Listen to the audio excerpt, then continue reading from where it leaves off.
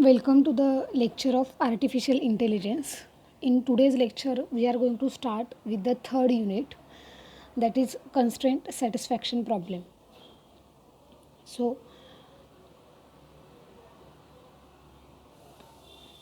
whatever search problems we have solved previously, they were like black box, means we were finding out the solution into a given search space or right space of states, and that state is a black box, right, in which we were having some data structure which supports that successor function.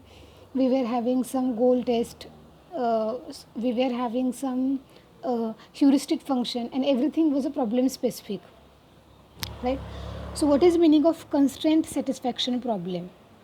So constraint satisfaction problem, the word constraint means having some rules and regulations, right?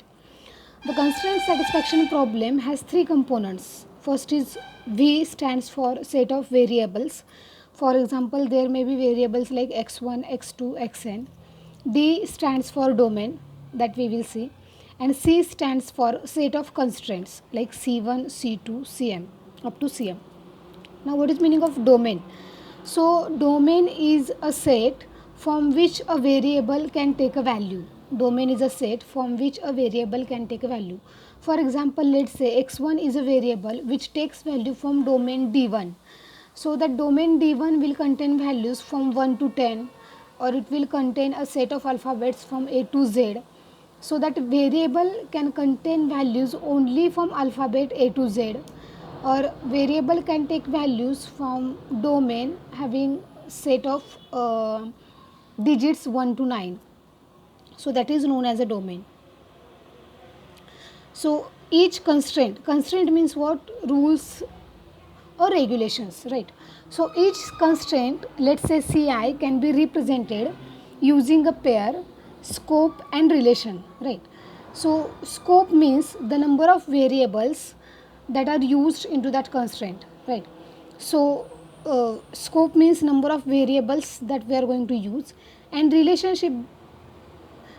stands for the relationship between that two variables, or relationship between the number of variables that we are going to use. So that will be either represented explicitly or abstractly. So let's say x1 is one variable that takes value from domain A, and x2 is one variable that takes value from domain B. Now, how it will be represented into a constraint form? Let's say constraint Ci will, there are two ways we can represent this constraint. First is in bracket x1, x2, means these two variables that we are going to use into this constraint, and the relationship between x1 and x2, that is value of x1 should not be equal to x2. So x1 not equal to x2.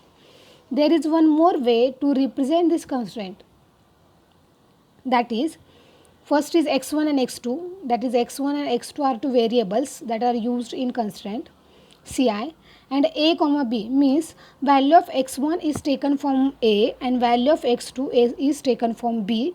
It also means that value of x1 and x2 are not equal.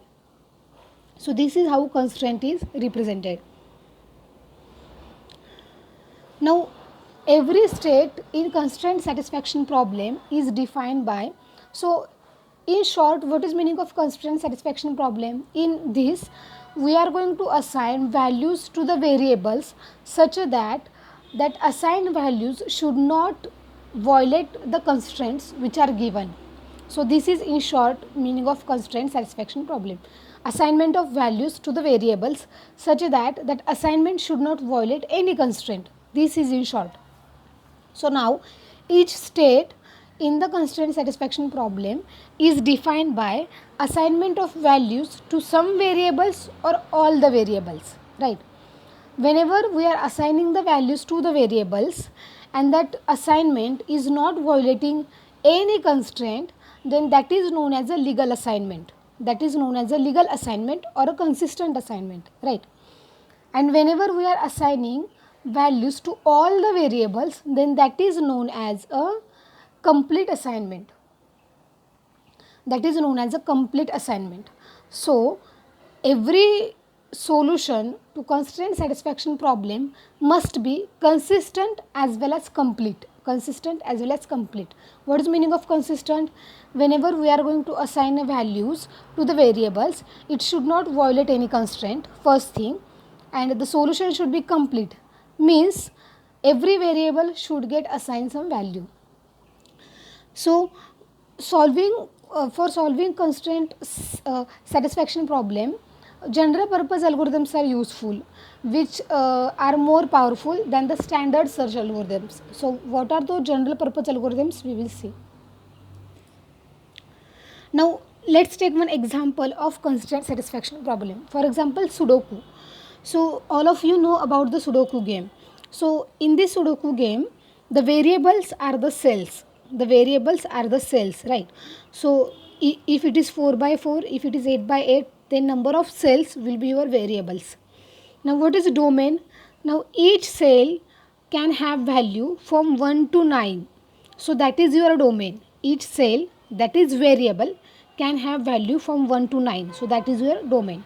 And constraint is rows, columns, boxes contain all different numbers. Rows, columns, boxes contain all different numbers. So this is your constraint. Let's see one more example. N queens problem. So n, if value of n is 4, then it will be 4 queens problem. If value of n is 8, then it will be 8 queens problem. So what is variable in this case? Location of a queen on a chess board. If there are n of them in total, hence the name, means the location of queen on chessboard is your variable. Grid coordinates is your domain, and constraint is no queen can attack onto another queen. No queen can attack onto another queen. So how one queen will attack onto another queen? It can attack if two queens are vertically in front of each other, or in a horizontal way they are in front of each other, or in a diagonal way they are in front of each other, then they will attack each other. So this is n queens problem. Now let's take one more example. The example is of map coloring. So there is a map is given of Australia. So Western Australia, Northern Territory, South Australia, Queensland, New South Wales, Victoria and Tasmania are the states of Australia. So we have to color this map in a such a way that two neighboring states should not have same color, right? Now in this case, variables are your states like Western Australia, Northern Territory, Southern Australia, Queensland, New South Wales, Victoria and Tasmania, right? So it is represented as WANT, like E short form. Domains, the so domain D contains three colors, right? Like red, green, blue. So from these three colors you can assign values to the variables, means to states. Now constraints are no adjacent region must have adjacent regions must have different colors, means adjacent regions should not have same color, right? So there are two ways you can write a constraint. First is WA should not equal to NT, means Western Australia should not be equal to Northern Territory, right? If the language allows, we can write into this way. And the second way you can write it as Western Australia and Northern Territory should not equal to red green, red blue, green red, right? So this is a way you can take you can write constraints. So as I have told, the variables are your states, the domain is red, green, blue. So from these three values you can assign values to the variables, and constraint is adjacent region must have different colors. So again, what I have told you, the solution to the constraint satisfaction problem should be complete and consistent. Consistent means every variable should assign a value such that it should not violate a constraint, and complete means every variable should assign a value, right? So the complete solution for this map coloring problem is every region must assign color, and so that will be complete assignment. And legal assignment means what, or consistent assignment means what? Whenever we are assigning values to every region, or whenever you are assigning color to every region, the constraint should not get violated, right? So this is consistent and complete, right? Now let's talk about constraint graph. So constraint graph is represented as your nodes will be your variables and your arcs are your constraints. So whenever you are talking about binary constraint satisfaction problem, each constraint relates to variables. So in this case, if you see, the nodes are your variables and your uh, arcs are constraints, and every each constraint relates to two variables.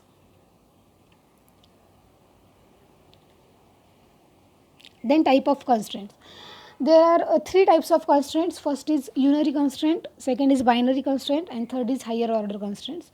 So whenever there is a single variable, like as this constraint is represented as South Australia should not equal to green, like, so there is a constraint that South Australian people don't like green color. This is one constraint. So in this case, South Australia is the only one variable. So that is known as the unary constraint. Then binary constraint. Binary constraint involves two variables or pair of variables, right? So in this case, South Australia is not equal to Western Australia, means these two regions should not have equal colors. So values of South Australia should not equal to Western Australia.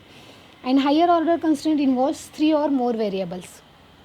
So again there are two types of constraints. First is hard constraint and second is soft constraint. So what is the meaning of hard constraint? Hard constraint is a constraint which should get satisfied, and soft constraint is if you don't satisfy soft constraint, then that is okay. There is no compulsion that soft constraint must get satisfied. For example, school timetable problem. So timetable scheduling problem is a constraint satisfaction problem. So how the timetable scheduling problem is get defined?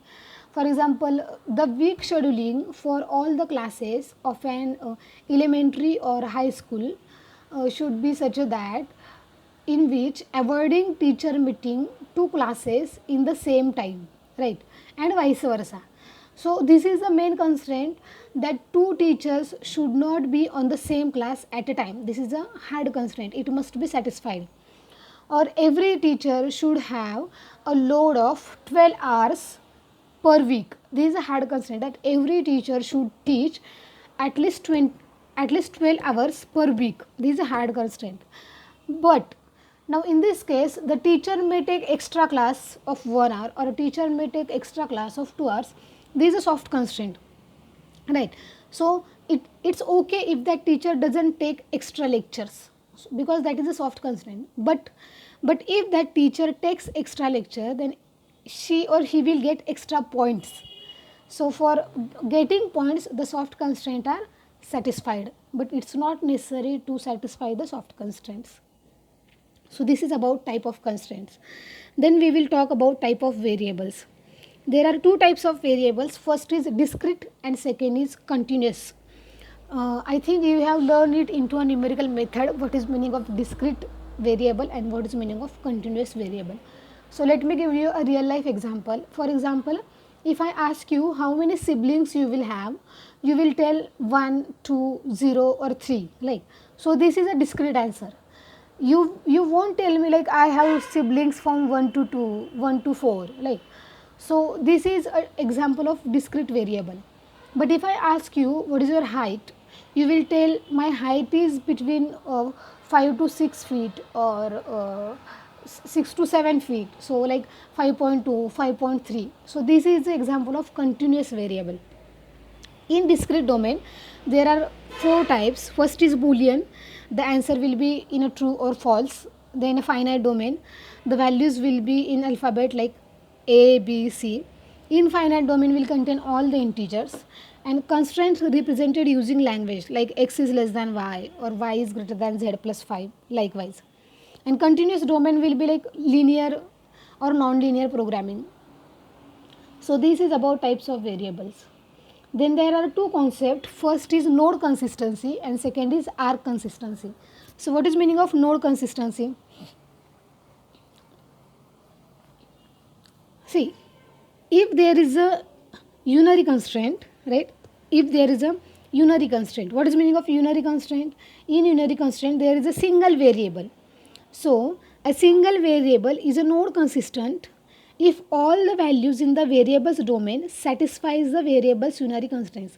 Means if there is any domain, right, which contains some set of values, and if any variable